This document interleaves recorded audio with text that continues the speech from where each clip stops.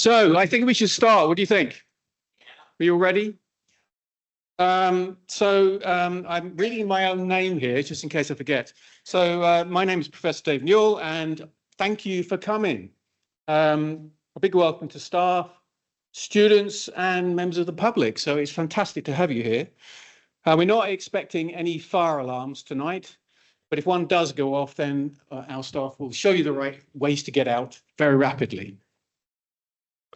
So I'm delighted to welcome everyone to the Health Sciences University, previously ACC University College, which was founded in 1965. I'd like to think it was founded before I was born, but unfortunately I was actually born at that point. So it's quite a long time ago, and it's been an academic institution for all of that time. It's significantly grown over the last decade or so, probably a little more than that when it started to expand. So since 2015, 2018, we've been on a journey to diversify the university.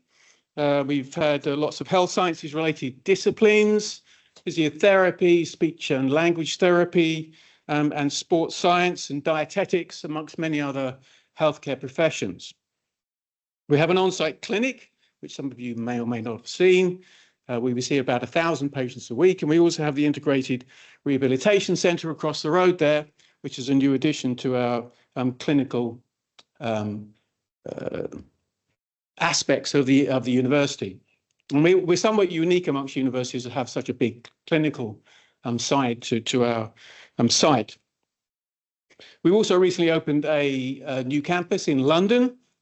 But through that expansion in the last 15 years, in fact, through the whole history of the institution, our ongoing aim has always been to serve our various communities, of which we have a lot.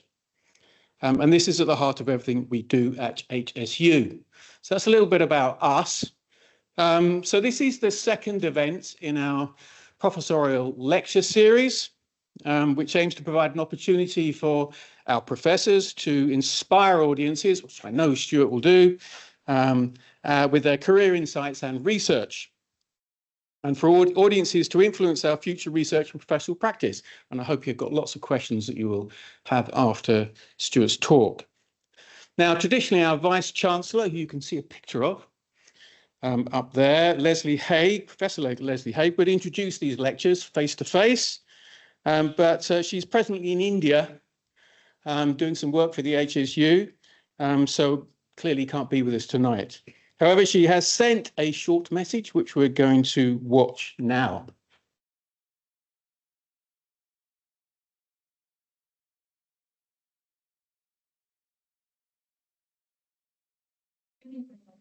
Special Stewart, family and friends with my occasion. I'm currently in India, well actually I'll go on business. I'm so disappointed to miss this special evening, but I did want to share a few words about Stewart. Stewart actually predates me at the Health Sciences University, having arrived there in 2018. He came via Royals at Winchester, Gloucestershire and Bournemouth universities, which would have introduced him to different ways of working in very different university providers. He studied at Loughborough, Chichester and Edinburgh universities, getting a PhD looking at pre-performance routines in golf. All of this sets him up for an excellent and highly regarded career path in psychological practice and research. As many of you will know, Stewart is a registered HCP support and exercise psychologist, has charter status with the British Psychological Society, and is also a BASIS accredited sport and exercise scientist. He's worked in professional roles in the British Psychological Society, and has been a sport and performance psychologist for Somerset County Cricket and the England and Wales Cricket Board, a performance and wellbeing psychologist for Bournemouth Rugby, and a performance psychologist for Special Forces. He may not have told you that, and I hope it isn't a secret. Well, it isn't now. Stewart is a published author of texts in multiple journals and has continued somehow to balance an academic career combining teaching, leadership, practice and research roles. He was actually conferred Professor in September 2018. So although this is rather late, we were excited to celebrate his inauguration as chair in this special way within our new series of professorial lectures. So thank you so much to Lisa, Julie and the team for organising this. I personally read Stewart for all he's done at the Health Sciences University to develop and deliver so many courses, inspire and support his staff and students, including his research students, and to be a senior leader in an organisation during a period of so much development and change. Despite all of this, Stewart's always positive and highly professional. It's not been an easy time. The school developed quickly with great complexity, and all of this in a pandemic hit too. Stewart, thank you, congratulations, and best of wishes for the future. I hope you have a wonderful evening with your friends, family, colleagues and partners. I'll see you next week. Bye. Can you hear me with that microphone? Yeah, so perfect. So I'd like to add out a few very short observations of my own before we get started. Achieving the designation of professional is a huge milestone in any academic's life. And it's a recognition of many years of intellectual contribution to a specific field of research, teaching, or professional practice. As an academic position, it's sort of as high as you can get in the academic framework. So in this regard, Stewart is not only successfully having navigated through the considerable heights of many barriers and multiple hurdles, but also added additional key contributions as senior manager, initially of his own school, which he successfully built since arriving in 2017. Seems an awful long time ago. And recently as interim leader of another school here at HSU, and as it happens, my boss. I had for a number of years the luck of being in an office next to Stewart's and coming to know him not only as a significant academic force, but also an open, thoughtful, supportive, kind and compassionate colleague, admired and respected by his faculty. Such characteristics mark a truly remarkable individual. And that's not just pissing my boss. So, I'm really honoured and delighted to ask you to join me in welcoming Professor Stewart Cotterill to the stage. Professor Cotterill will talk this evening about psychology of winning and performing under pressure. And there'll be time for questions after the lecture. So please welcome Professor Stewart Cotterill.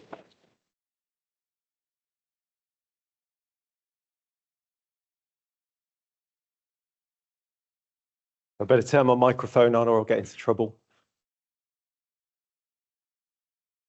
Thank you, Dave. Thank you, Leslie, though you're not here. So hopefully you're all here for this. If not, you've got that awkward moment where you're gonna have to stand up and walk out while everyone else is looking at you, so I'd probably stay where you are. So my name is Stewart, and I've been a psychologist for quite a long time now. See, this professor thing, really there's two things that I've done in my career. So one is research. So this is over the last 20, 25 years, the areas that I've done in research around the psychology of performance.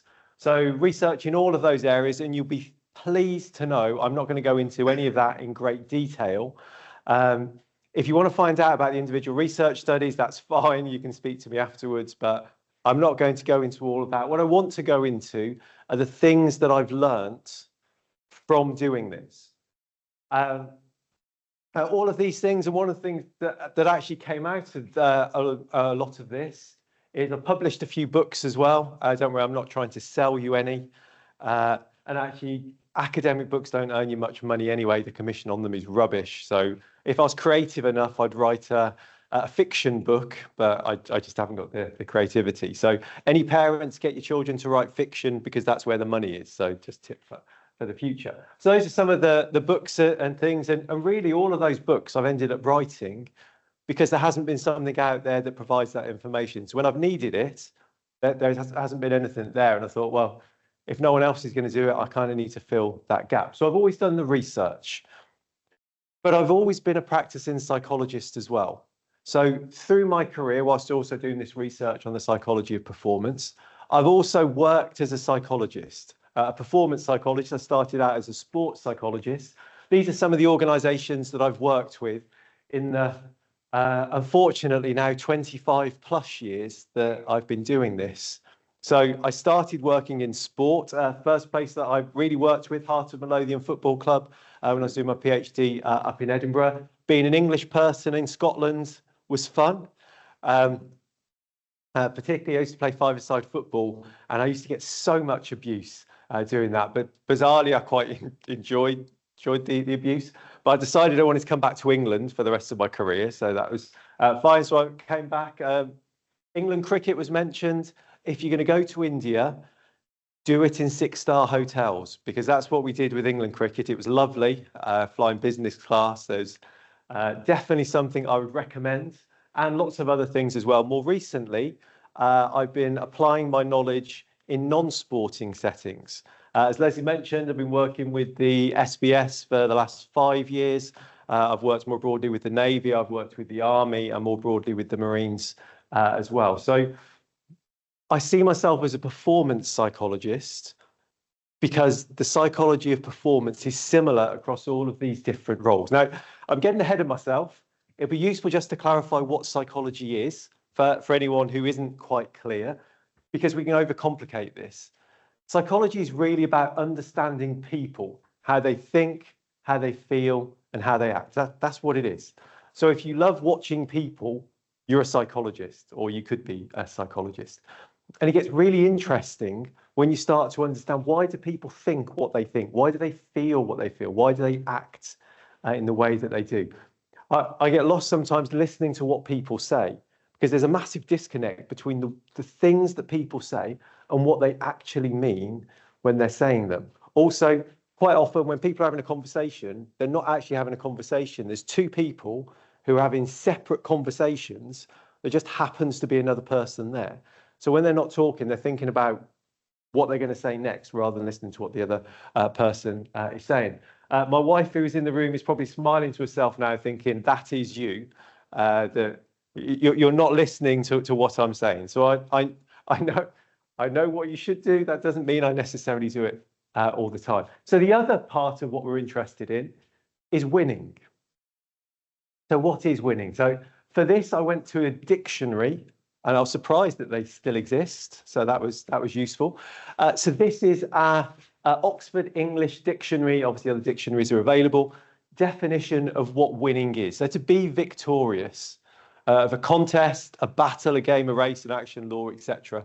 So this idea of victory, beating other people or someone else, is what we think of winning, and think, okay, maybe what I'm interested in is not quite winning, though winning could be an outcome. I think winning is success.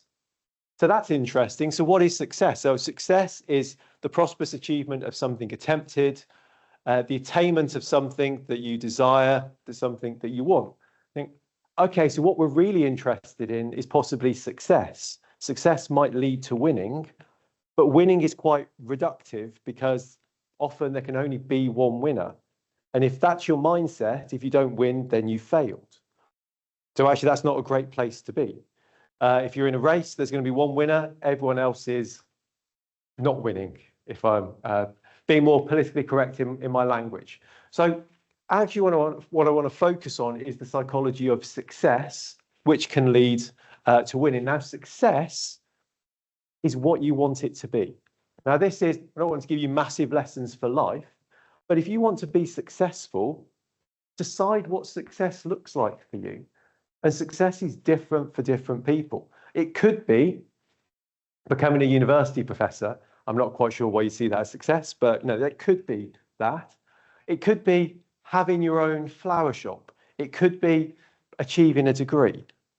Know what success is for you, because then you can achieve those things, and achieving things makes you feel good. So we're interested in success and how we're going to get there. So I mentioned this earlier. I'm a psychologist. I'm a performance psychologist. I just like this picture. I think it looks quite nice. As an aside, I remember seeing the recruitment video for people that wanted to go into the Special Boat Service and the Special Forces. Now, this video is so alpha male, high octane, blowing stuff up, jumping out of planes. They recruit people quite easily. But then they feel that they're missold, because they're not doing that all of the time. They have to do stuff that the rest of us have to do. But the pictures look pretty cool. So what is performance psychology? Well, it's those psychology things that I've already mentioned in the context of performance. So my job is to help performers to perform to the best of their ability by understanding how they think, how they feel, and how they act. and crucially, what has an impact on what they think, how they feel, and how they act. One of the things I want you to take away from this is to understand the power that you have to change what you can achieve. That things aren't as fixed as you think they are. There are things that you can do. Thoughts that you have are not truths. They're just things that you think. And once you understand that, you can move on beyond thoughts. Just because you think something, it doesn't make it true. It takes some effort, but it's one of those things that we can do. Now, when I talk about performance, I'm talking about performance in the broadest sense. So obviously sport performance, that fits there, that's performance. Dramatical performance, I've worked with actors, performing artists, business performance. We also have military performance, surgery, that is a type of performance. I've worked with surgeons in the NHS. Musical performance, I'll come back to this later. In terms of the highest level of skill execution, musical performers are up there. You think if they make a mistake, you can hear it. You hear a note that is incorrect. So their ability to execute their skills is near perfect. Emergency services, stand-up comedian, flying a plane, this is all performance. So it's your ability to do the thing that you want to do. That is performance. So my job is to help people to be able to do this. And actually the psychology is very, very similar. Your brain is just responding to stress, pressure, emotions. Yes, the context changes. Yes, some of these situations are more life than death. Though someone who's never done stand-up comedy before, put someone up there, that is as stressful as being there to them. I find it really interesting with the military guys, really, really confident. Put them on a stage in front of a group of people, they fall apart completely. So there are different types of stress and stressors. So the things that I'm going to talk about apply in all of these different settings. So whatever you do, hopefully there's something that you can take away. That's quite right. Right. So this information, I'm going to put stuff on there because otherwise you can get blinded by the whiteness. So we're interested in your ability to perform, which is in effect your ability to do your job, whatever that job is. So that's what we're interested in. So what is going to have an impact on that? Well, this should be very unsurprising. The way that you prepare is going to have an impact on how you're able to perform in anything. If you're going to sit an exam, if you haven't done revision, you don't stand a very good chance. If you want to go and run a marathon, if you haven't done any training, it's a bit of a problem. If you haven't prepared for a presentation, you're not going to perform as well. So preparation is crucial, but the perception is as important. If you don't feel that you're ready, even though everyone might think that you are, you won't perform very well. So understanding how to ensure people feel prepared is almost as important as being prepared itself. Now, there are things in here that you would expect to be up there. So confidence is important. I've done some good research looking at confidence, or psychologists call it efficacy. Now, this is confidence of you as an individual, but also confidence of a team can have an impact.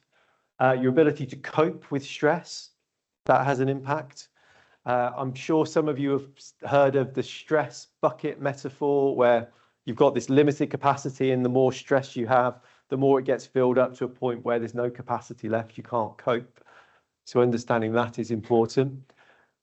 The quality of how you prepare is crucial.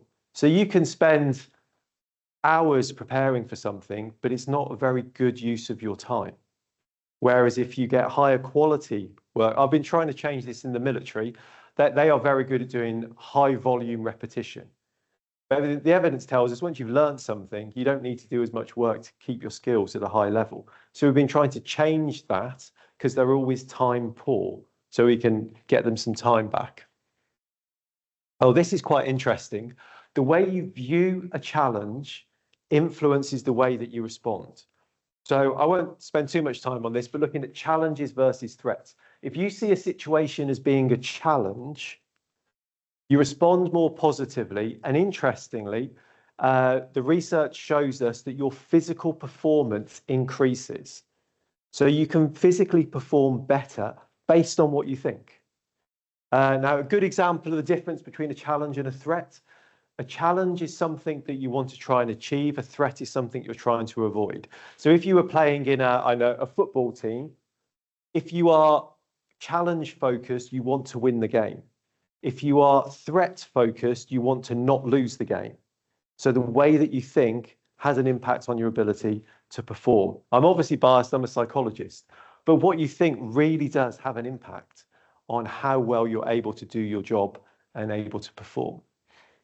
There are other factors, psychologists call these state factors. So sleep, I'm going to come back to that in a minute, and nutrition. But you didn't think we were going to be talking about nutrition tonight, but it'll be in there. There's also things that you can do yourself before you perform. You speak to actors or musicians, they will have a routine of things that they do before they go on stage. It is helping them to prepare. There's also things they will do whilst they're performing as well, that help them to be focused, stop them being distracted, help them to cope with the performance that they're doing.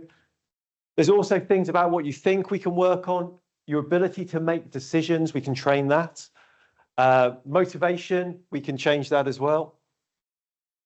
We can improve your ability to solve problems and to come up with creative solutions to problems. Everything on that screen we can train, we can improve. Visual performance, really important as well. I haven't got time to focus on this, otherwise I'll go off on too much of a tangent, but you don't see the world around you. We have photons of light that go into the eye that are converted into electrical signals that go into your brain. Your brain then connects those with your memories and your emotional state and creates a picture of what it thinks is around it. So you could all legitimately be seeing something completely different right now. And as you get stressed, your field of vision, which is generally like this, narrows. So all of a sudden, it's more difficult for you to pick up on information. We can train that.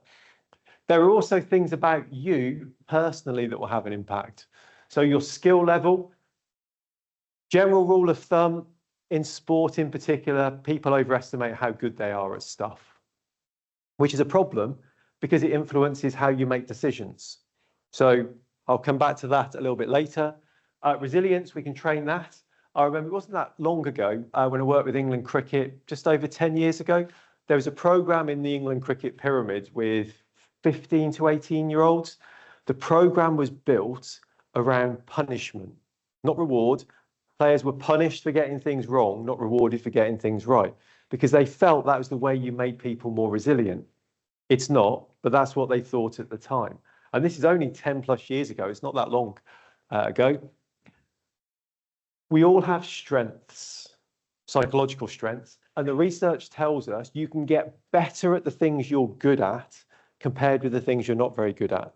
So if you've got a team, get people doing the thing that they have got the ability to do, because they will do a better job doing that than doing things that they're not so good at. We all have a tendency to respond in a certain way. You all know people who you know get angry or aggressive or will respond in certain ways in certain situations. We've all got different personalities. This has an impact. Age and experience. Now, for those of us who are getting a bit older, this is a problem. Though for most people in this room, over the age of about 18, you are in decline. So that's good news, isn't it? So the further you are away from the age of 18, the worse it gets. Generally, until you're into your 60s, the decline isn't too steep.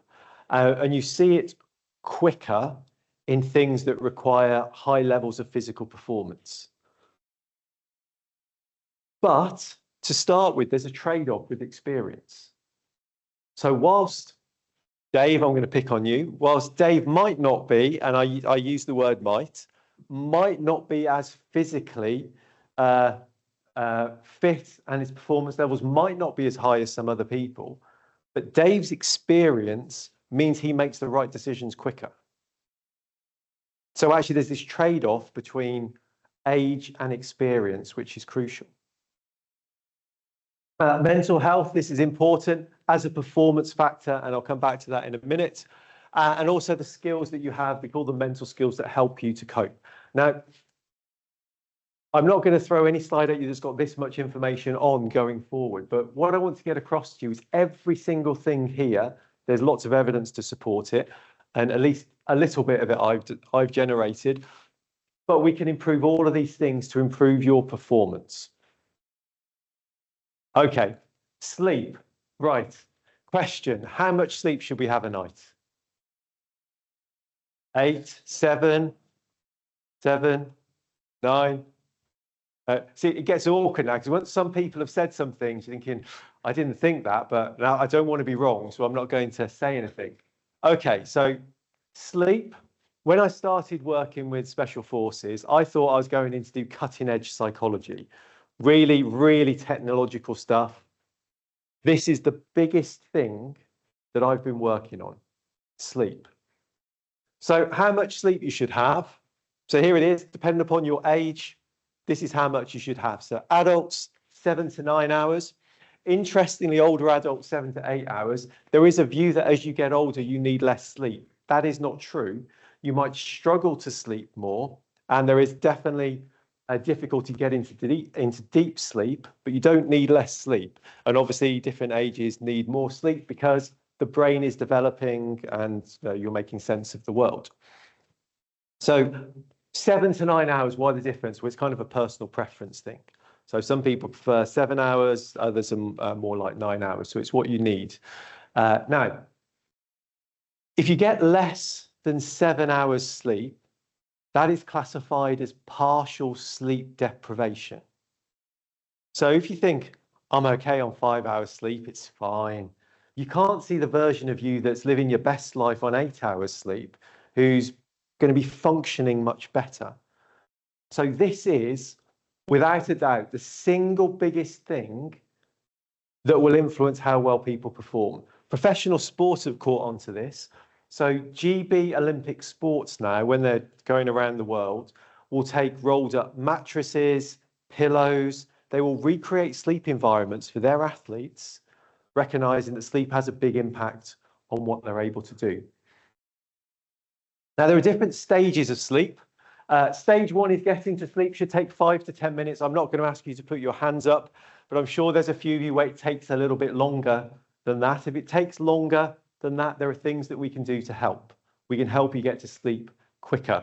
It's not the focus of today's session, but no, we can help. You then go through stage 2, stage 3 into stage 4 sleep. Stage 4 sleep is important because that's where all the good stuff happens, which we'll talk about in a second. And we then have this REM sleep. This is where you dream. Problem with dreaming is you experience psychologically and physiologically all the things that you dream about. So if you've got experience a stressful dream, heart rate is up, blood pressure is up, muscle tension is up. So dreaming is tiring. If you have lots of dreams, it means you've woken up a lot. So try not to remember your dreams. A couple of other things quickly. The only way to know if you're asleep or how much sleep you have is to measure brain activity. So we can measure different types of brain activity. If you've got a smartwatch or smart device, which will give you an indication, it's making it up. I mean, it's an educated guess. It's algorithm based on probably an accelerometer, which measures movement. Also heart rate, recognizing if your heart rate is low and heart rate variability. But it's still an approximation. So you could lower your heart rate, lie still, have 0 sleep, and it could tell you that you've had a good night's sleep. I remember one of the Marines I was working with, he came to speak to me and said, Stuart, I don't know what to think because I feel rubbish, but my watch is telling me I had a good night's sleep. And obviously you didn't have a good night's sleep, did you? That you're just convinced by the technology. Now, the other thing to know about sleep, we think we sleep in a block for 8 hours. That's not true. We sleep in 70 to 90-minute cycles. So you go down through this cycle, you go stage 1, just falling asleep in 5 minutes, well done. Stage 2, stage 3, stage 4. Stage 4 is where your body repairs itself. It's where your immune system replenishes itself. It's where you lay down learning. So this stuff is really important. You then go back up through the stages to almost being awake, which is where you start dreaming, REM sleep. Now, actually, you wake up at that point, but often it's for such a short period of time, you have no recollection of it. The only time you remember it is if you don't go back to sleep straight away. And you do this through the night. So you go to sleep, almost wake up, go back through sleep. So while I said that you need to have 7 to 9 hours, which is true, there are bits that it's better to have and bits that you can get away with missing. So if you have this 5 hours sleep, but you've got deep sleep in there, you're going to be okay. If you have this 5 hours, you're going to be in trouble. So the waking up isn't a problem. The not being able to get back to sleep is a problem in terms of your sleep. And if you go and stay in a hotel, you travel, etc., your sleep is disrupted. So that's going to have an impact. So sleep is one of the biggest factors that's going to influence your ability to perform. What happens if you don't get enough sleep? Well, there's a few things that happen. You get a bit more irritable. Your brain just doesn't work as effectively. You have memory loss or lapses. You don't make judgments that you normally would. You're not as creative as you might be. You also have symptoms similar to ADHD, get a bit twitchy, find it difficult to stay still. Your immune system is compromised from not getting enough sleep. Heart rate variability is more constrained. There are some long-term risks in terms of health. Muscle, so your reaction time is slower. Accuracy is decreased. You get increased tremors, so this is not getting enough sleep. Also, your body aches more as well. And we're talking about sleep deprivation. This is less than 7 hours sleep. This isn't, I've had 0 sleep. This is the impact that it's having. So takeaway message, prioritize sleep. Think about, hopefully you're lucky and you've never struggled to sleep. But if you do, there are loads of things that you can do, and it will massively improve your ability to experience life, but also for your brain to think, physical performance, all of those things. If you don't get enough sleep, the most useful strategy is having a nap. So anyone in this room who likes a nap, I've got the evidence to support it now. You can tell people, look, this is scientifically proven that if you have a nap, so brief nap up to 15 minutes, short nap up to 20, 30 minutes, long nap up to 2 hours, if you haven't much enough time to be able to do that. But what you see is the straight line is the baseline. For all of those things, your mental performance improves.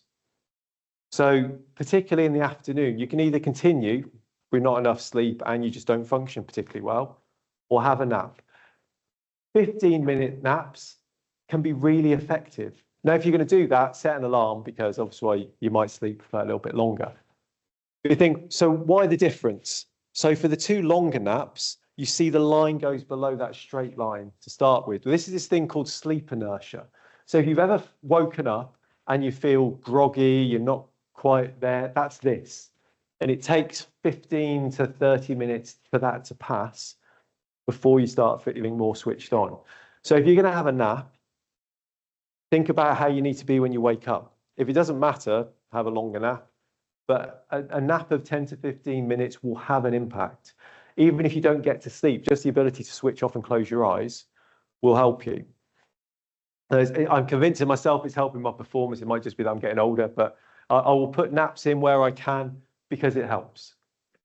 So thinking about sleep is important. Naps have been shown to improve physical performance, brain performance, reduce muscle soreness. You're more awake, you're more alert, can positively influence nighttime sleeping, and your mood is better. So hopefully you're all sold on having a nap. Obviously not in this session, please. That would be useful. Though interesting fact, you can fall asleep with your eyes open. So it's your brain just switching off. It's not what we usually do, but you can. So if you are going to fall asleep, if you could do that, then at least it looks to me that you're still awake, and then that's fine.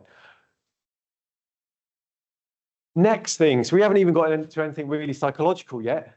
Nutrition. So let's have a conversation about the brain. So the brain is a load of chemicals creating electric signals. That is what it is. Quite a complicated bit of kit, but that's what it's doing. The brain, the structures of the brain are made up from a whole range of minerals, chemicals, all the things that you get in a balanced diet. Now, anyone who really loves their car would know the fuel that you put in will impact your car's performance. So if you put rubbish fuel in, the engine doesn't like it, it doesn't perform very well. Well, unsurprisingly, the same is true for the brain. So if you are not eating certain vitamins and minerals that your brain needs, your brain doesn't function as well as it could do. Now, if I had one of my nutrition colleagues, they'd be telling you to eat a rainbow diet and eating a really balanced diet. I would say take a one-a-day multivitamin and mineral tablet. It will kind of do the same thing for you. But all of those things, even those trace elements, do a job in the brain. That's why they're there.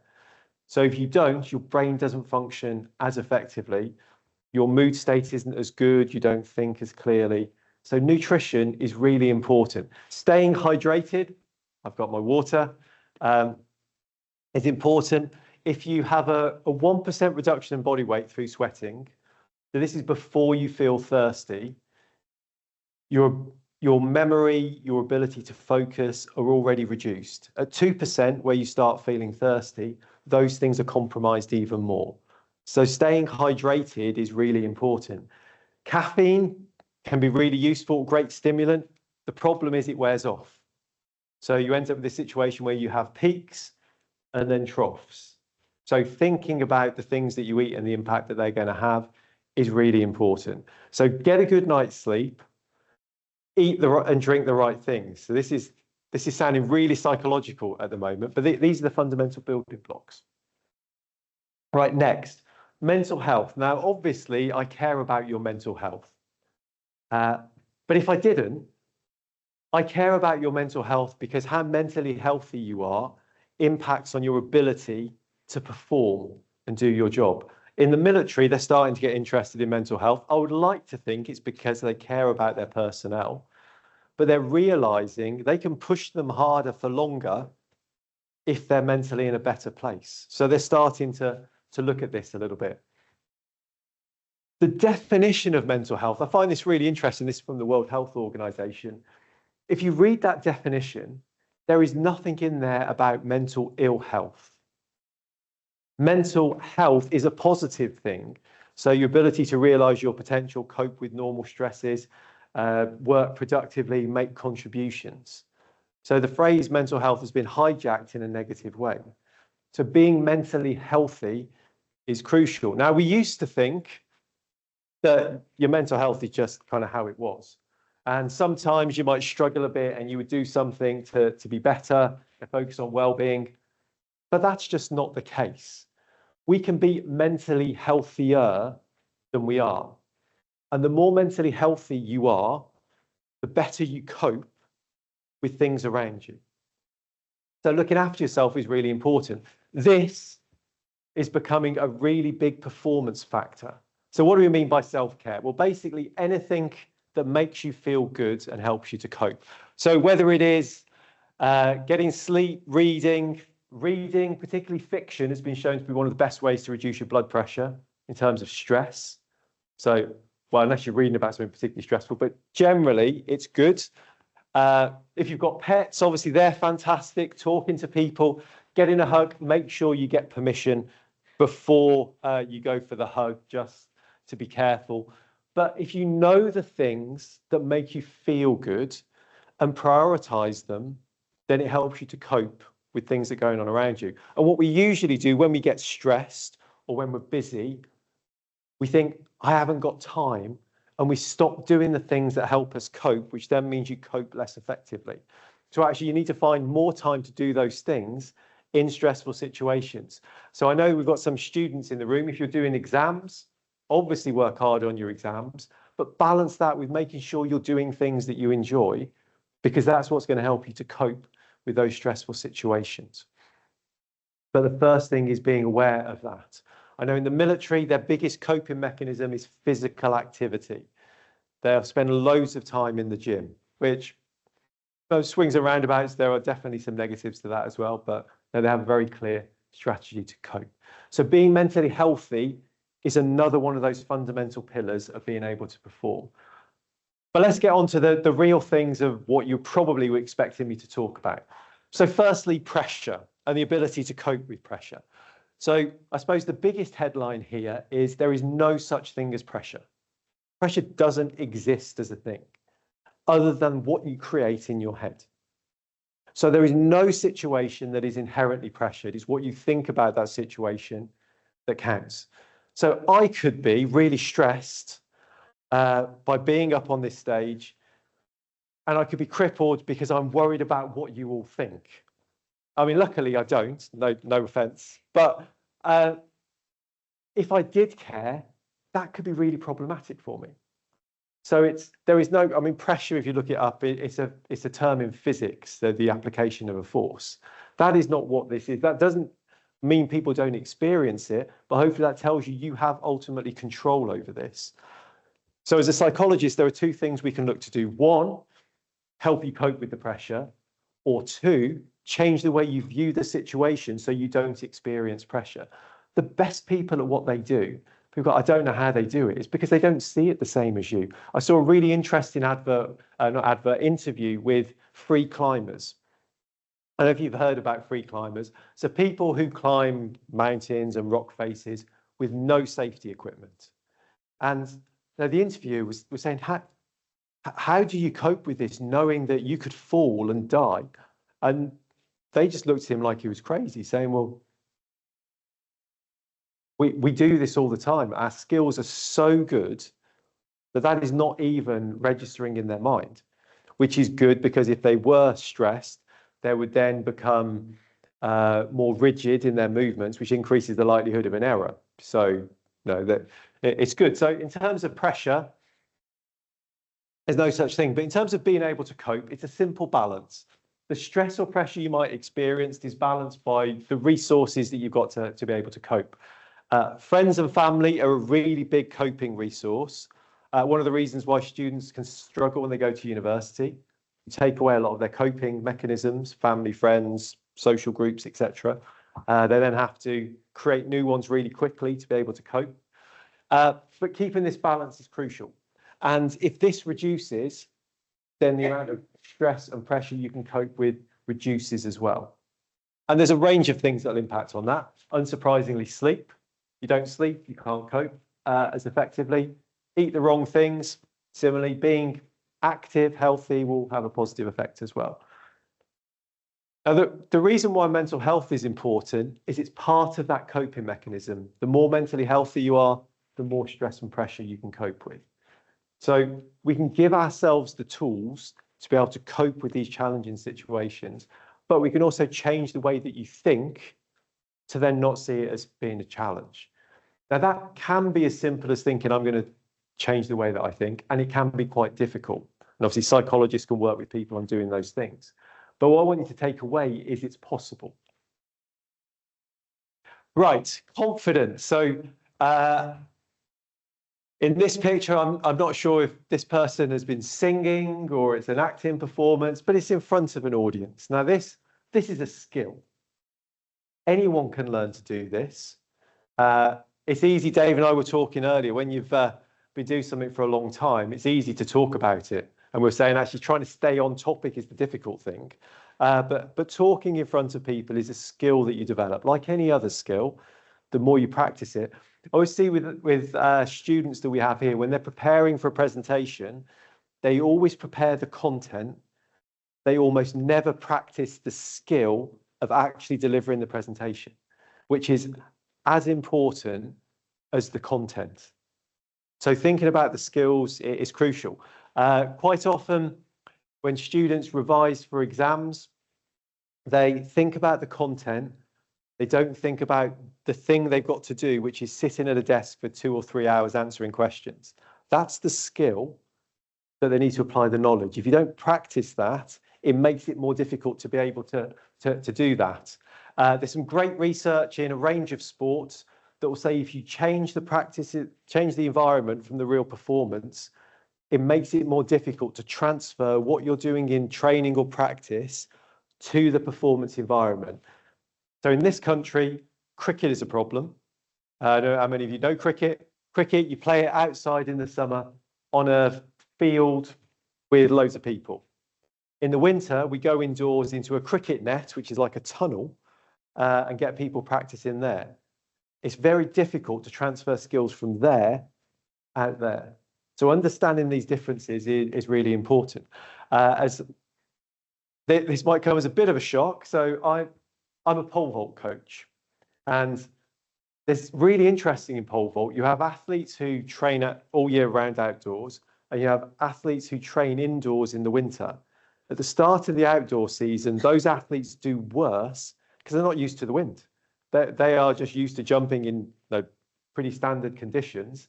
And then all of a sudden they've got a wind blowing in their face or across, so they have to get used to that. So thinking about what you're preparing for is important. Confidence is also a skill. Confidence can be seen as a personality trait. You could think that I am acting confidently, possibly overconfidently. But what we're interested in is what psychologists call efficacy, which is your confidence in your ability to do the thing that you're about to do. So you don't have to be a confident person.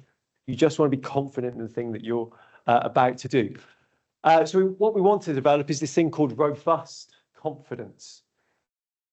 So what's that? So most of the time when it comes to performance, things go well and things go badly. And when things go well, you're confident. And when things go badly, you're not so confident.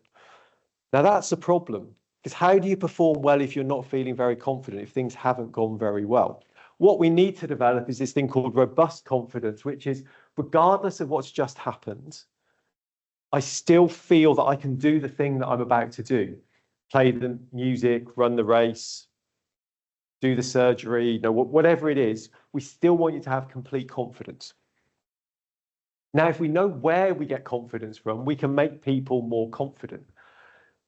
Lots of people get confidence from experience. If I've done it before and I've been successful, I'm confident that I can do it again, which is great. What happens if you've not done it before or it went badly last time?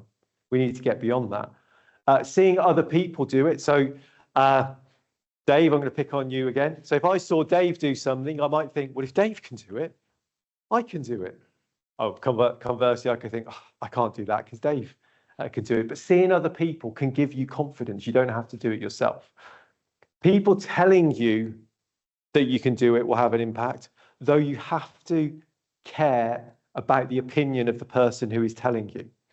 So no disrespect to my mum, who isn't here tonight, but if she was, and she was telling me, you can do a great job, it wouldn't really have any impact. She's got no idea of my ability to do this.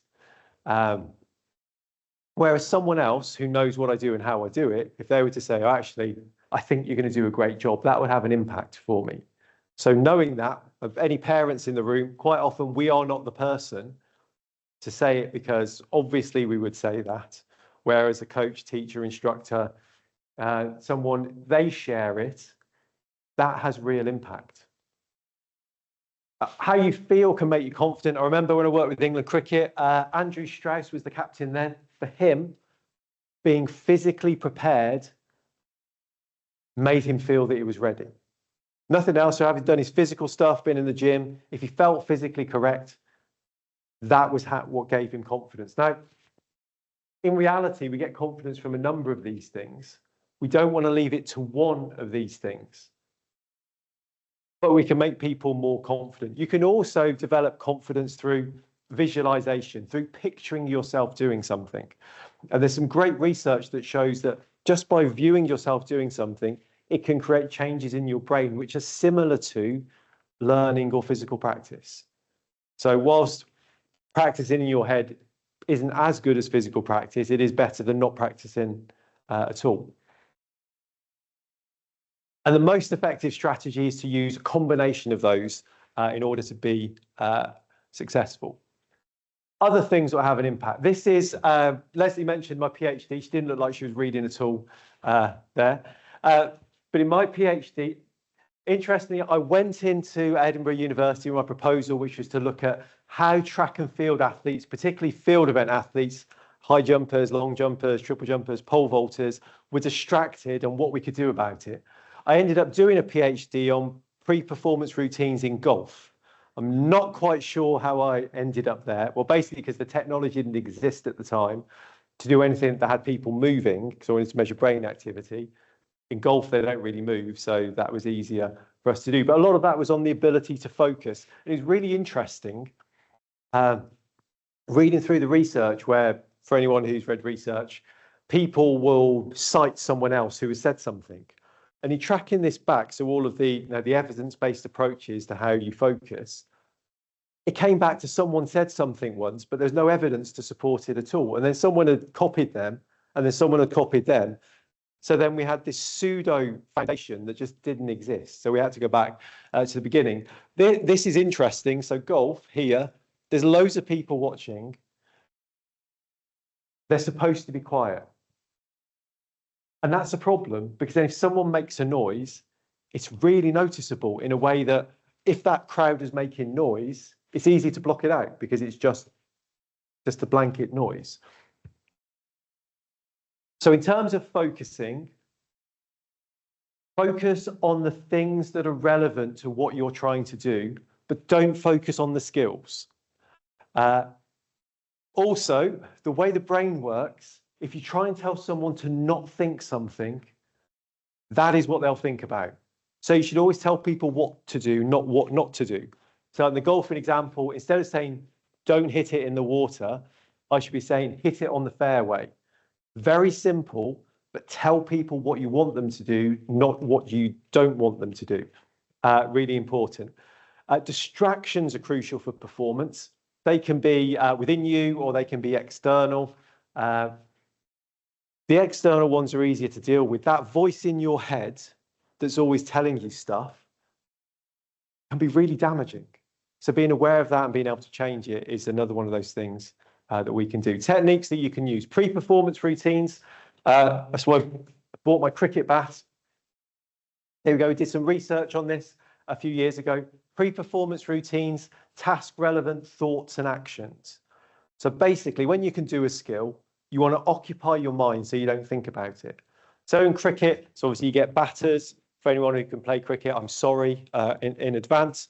But when they're waiting for the bowler, they're there looking for what's going to happen. So their mind could go anywhere. So what we found is you need to link the things that they do to what they're going to think. So for cricket, it could be stance, balance, relax, watch the ball, play the shot. It doesn't need to be complicated. It needs to occupy your mind. You've got a limited capacity of things to think about. But if you don't deliberately fill that gap, your mind could go anywhere, which could be unhelpful, such as, last time I played badly against this player, which then has an impact to, what am I doing later, and getting distracted. So you need to be able to focus effectively. So having a goal will work. Singing, so this is actually a GM bat. So this was a Marcus Trescothick bat. So when I worked with Somerset, Marcus Tres, I've no idea how this used to work. He would just sing to himself. So he was just there. He'd quite happily be batting. He'd just be singing random songs, hitting the ball. And it's interesting, that's back in the day when cricketers weren't quite as athletic as they are now. Tres was slightly rounder than your average cricketer, but one of the best people I ever saw in terms of hand-eye coordination. The faster the bowler, the better he was. It's just amazing.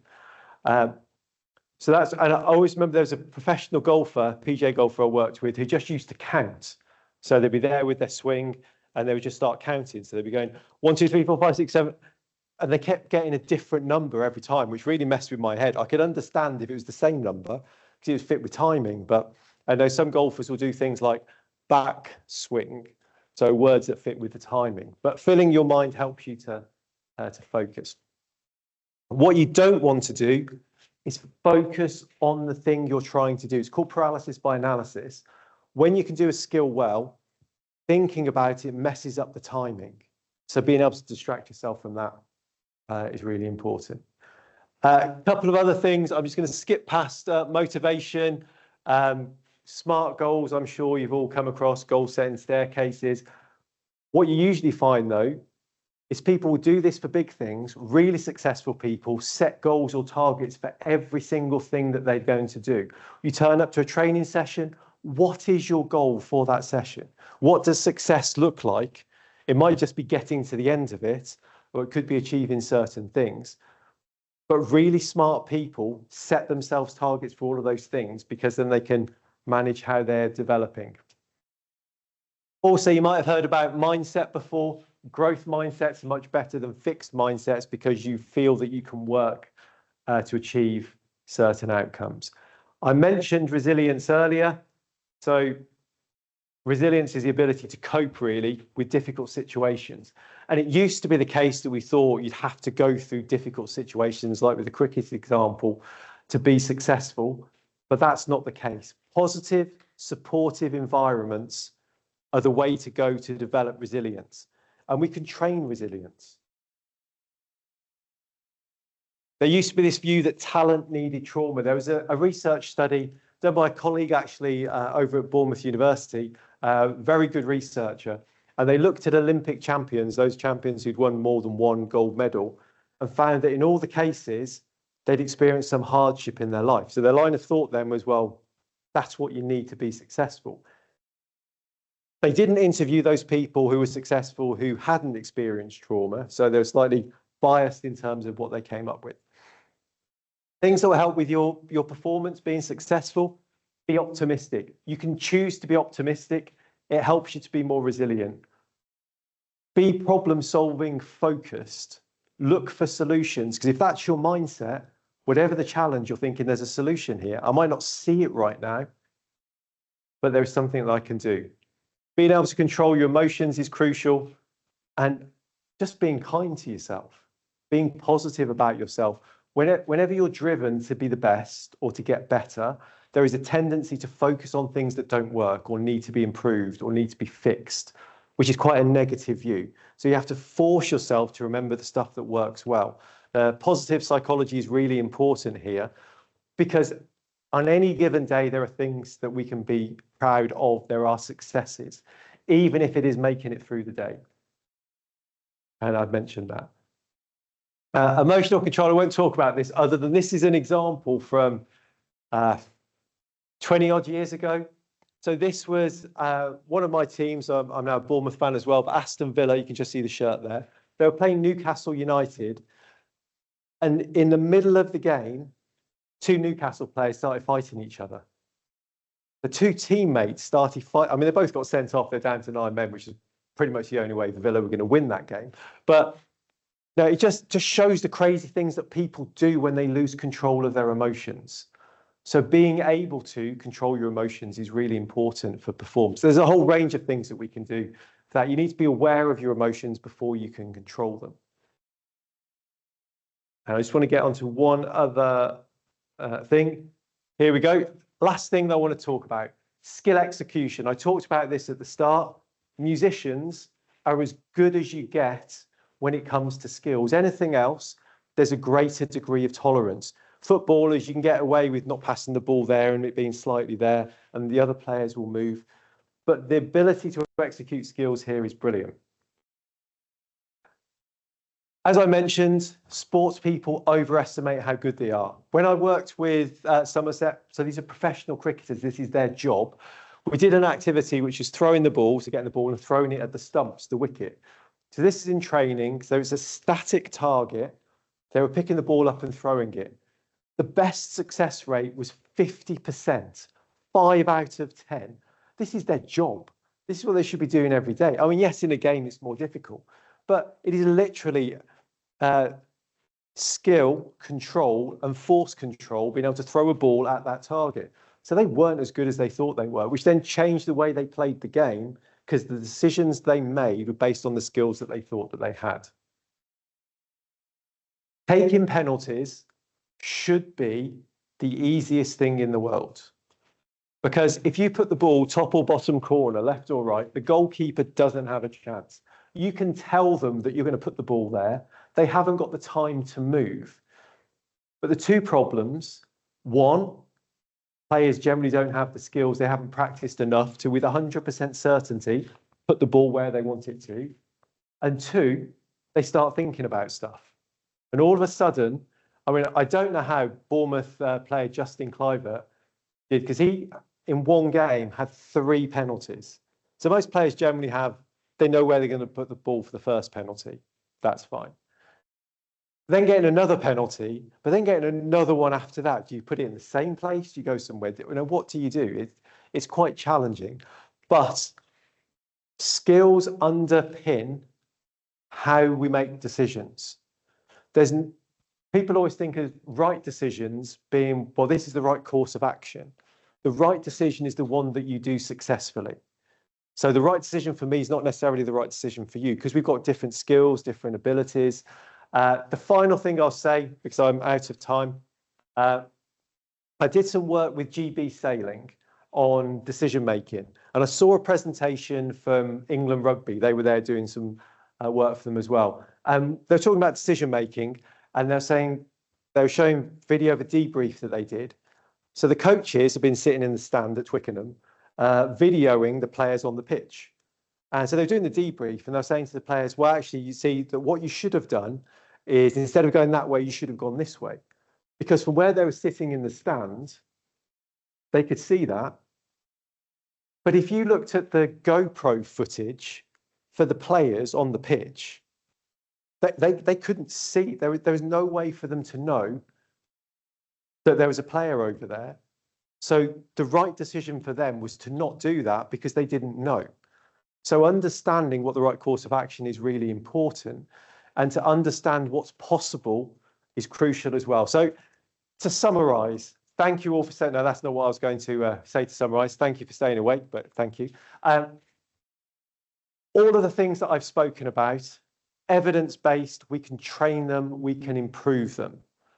Know what you want to achieve is crucial. Ultimately, the psychology of success, enjoying what you do is crucial. It's about the journey, not just the destination. Don't always focus on the thing that you're trying to achieve. Enjoy the process of getting there as well. I love this picture, because this is what we should be doing. Hopefully you're doing things that you're enjoying. That's the point. And if you enjoy it, you will persevere, you will find ways through these problems, and you'll probably perform better. And I'll stop there. So thank you very much.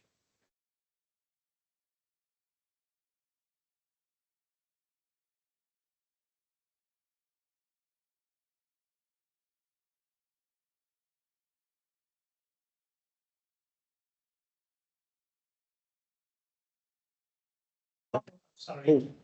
We're bringing a mic. Live stream, as you see. Hang on. All good. You can speak. Are there any real problems with oversleeping? Too much.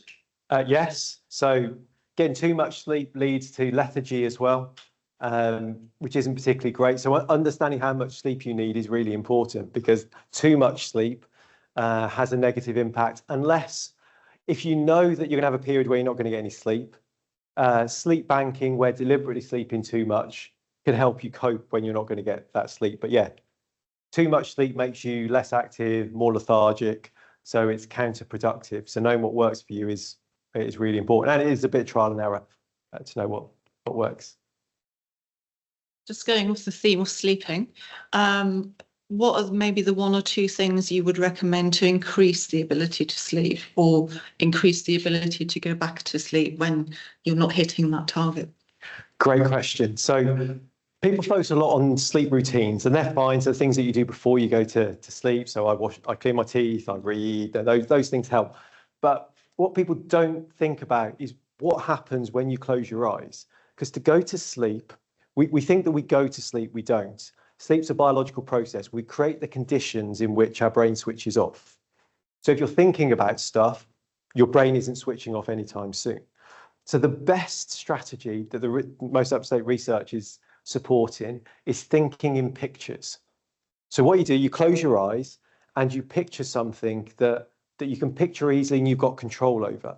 So what I do is I picture myself walking around my garden at home.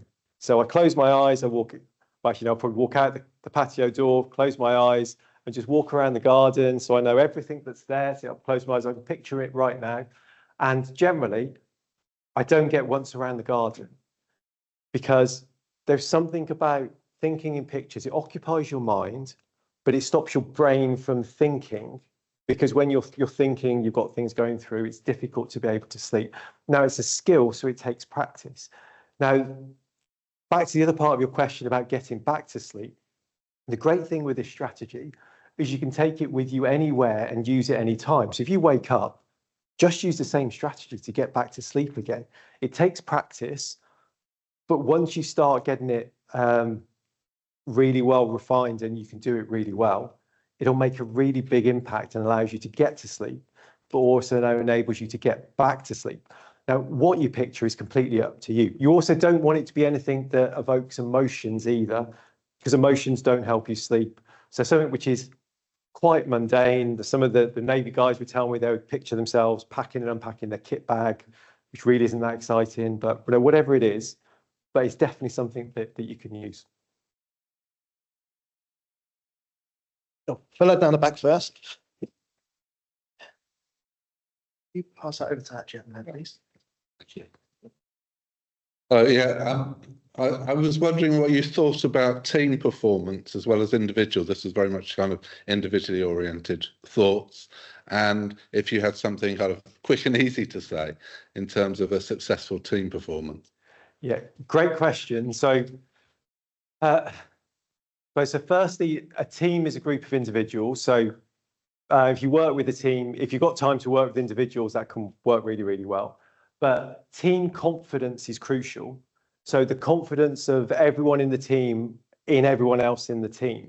And part of the way to be able to do that is for people to understand what their role is in the team. It's a fundamental, but everyone needs to know what their job is. They all need to know what each other's jobs are, and they all need to accept that that is their job in the team. Because if any of those things aren't aligned, then the team doesn't necessarily pull in the same direction. The other thing that's really important with teams and groups is emotions can be shared amongst people.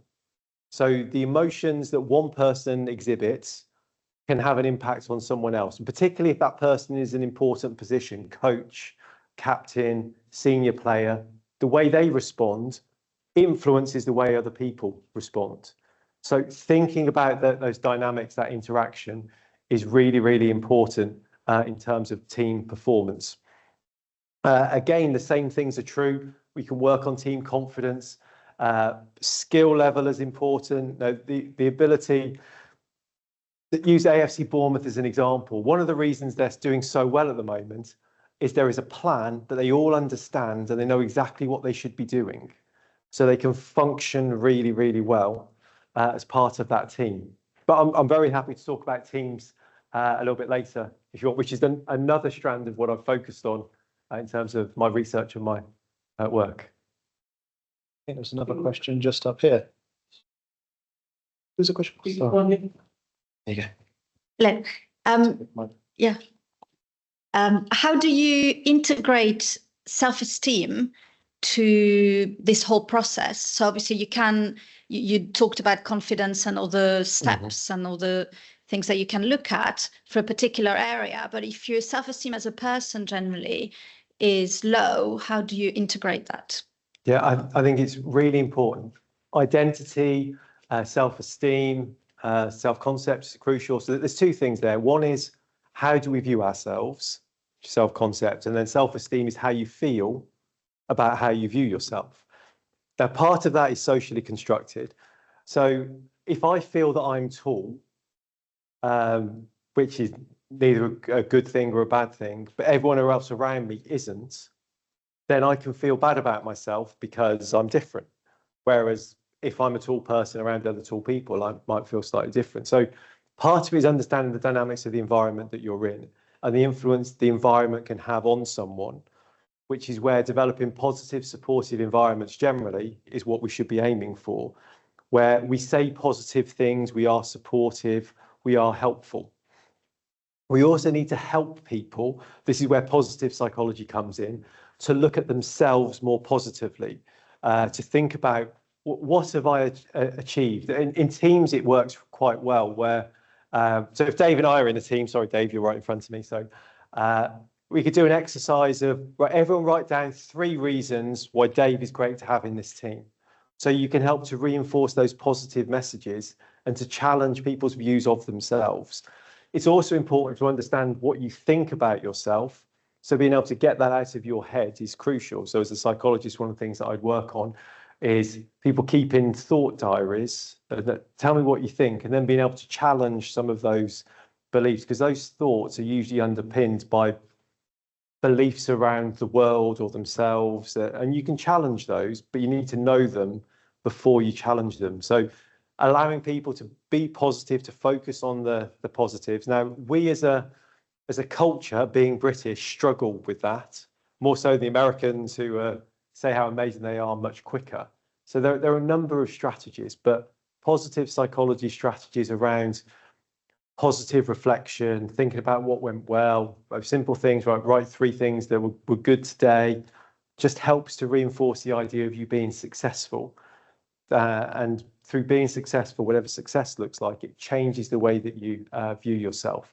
But we have a tendency to be quite negative, that British generally, that if our most positive thing that we'll say if someone asks, no, you're right, and you go, I'm okay, that's a good day, then no, we've got a long way to go there. Thank you for the question. Online, actually. So we're taught from such a young age that winning equals success. And, you know, the picture of success is usually being at the top, so top of your class or graduating with honours. Do you think that the mentality behind success and winning needs to develop or change? And if yes, does this mean that education systems should also change and adapt?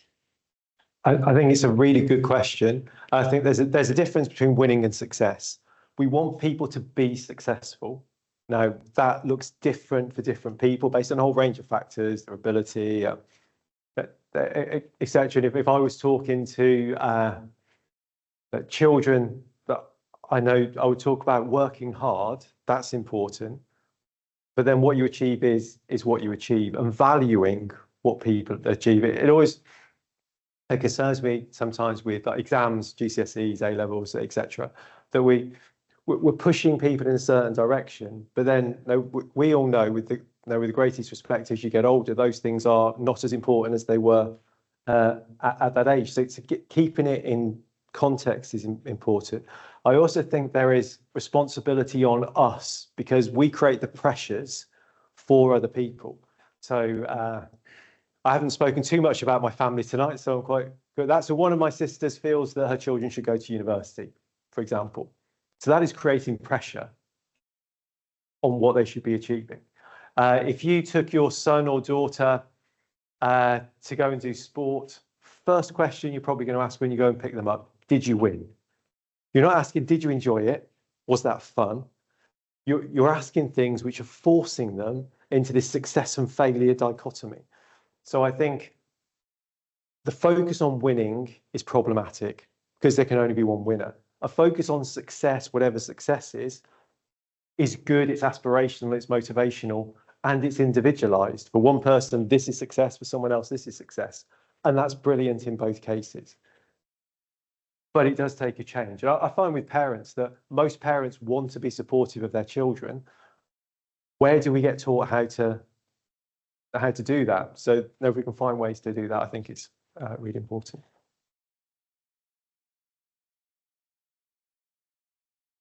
I think everyone's questioned out. I'd like to think it's because I've done a really good job, but people probably just lost the will to live. So thank you very much. The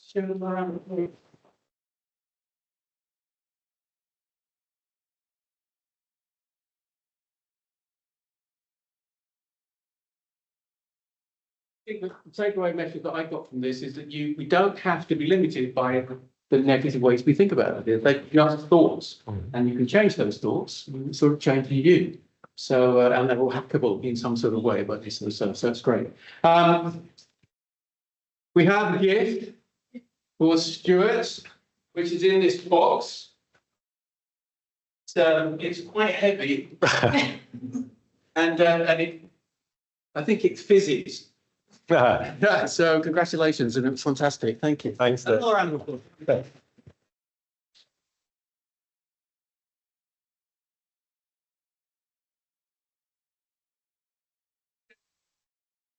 Yeah, perfect. Yeah. Brilliant.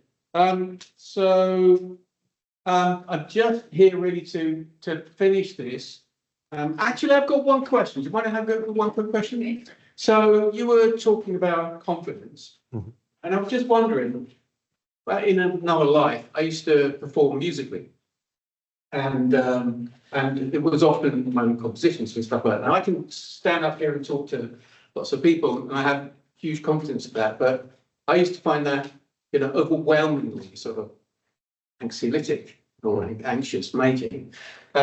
Is there a difference between, in terms of performance, like you were saying about comics, if it's personal, does that make it more difficult than if it's not, that ability to perform, have confidence to do that? Why might that be?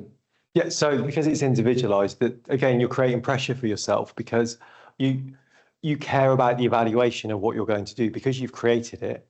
If someone didn't like a song someone else had created, it's like, well, you don't like their song, but because you've created it, you feel that extra pressure. You want, not want to delve into your head too much, Dave, but you probably want approval, you want recognition for that thing that you created that you think is good. You want other people to appreciate that as well. Yeah. Are we talking about music that you made yourself? Yeah, so or it could be anything. I mean, I'm sure people, that you can get a bit of poetry or be writing or something like that. Sorry to ask another question. So the question you're asking, were you saying, what was the actual question, the problem? Is there a problem? I guess I was just interested in terms of confidence. So if you're performing, Yeah. then if you're performing something that's very close to your heart, Yeah. is that very different? Does that undermine or potentially undermine your confidence than if you're performing somebody else's composition, or you're performing some knowledge as a lecturer, for example, that you've read and you know, but you've not necessarily created that. So is there something about if you're performing something you created, it's very different to if you're performing something that is second-hand or is from somebody else? What was that feeling? What would I feel like I'm under pressure now? That's a good question. I've made my own music. I played other people's music. And I remember when I made music with people, house music, for example, I felt no pressure whatsoever. I used to go into the studio with no skills whatsoever on how to use the machinery that we used to produce the music, but they liked me there because I knew what I wanted to hear, and I knew how to get that sound, and they knew how to make it. So that's where my confidence came. Yeah. Yeah.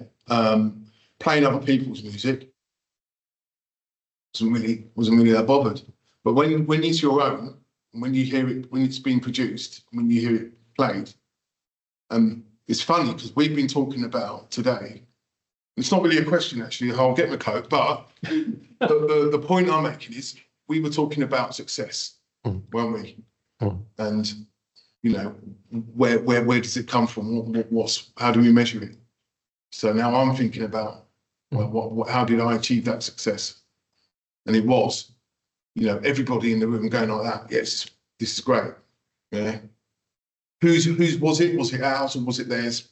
Nobody cared, but it was the fact that the end product was the six of us that were in the studio at 4 o'clock in the morning, jumping up and down because it was great, and we would agreed it was great. That was the measure of success for us, I think. Yeah, that's brilliant. I don't know. No, that's really interesting. Really interesting. So really, there you go. Some stimulating conversations, completely off the top of your head. Again, thank you. I think this is only the second inaugural lecture. So we've got, I don't know how many more we've got, but we do have a few more coming up. So if you've enjoyed this and come to the university, then do come along to these. That'll be advertised, I think, won't it? So look out for those. We are going to retire. So that's 001, MB001, yeah. So MB001. So just out this way and down the corridor. I think we've got, what have we got? Drinks. And food as well. So do stay with us. And thank you so much for coming. And we hope to see you again. Thank you very much.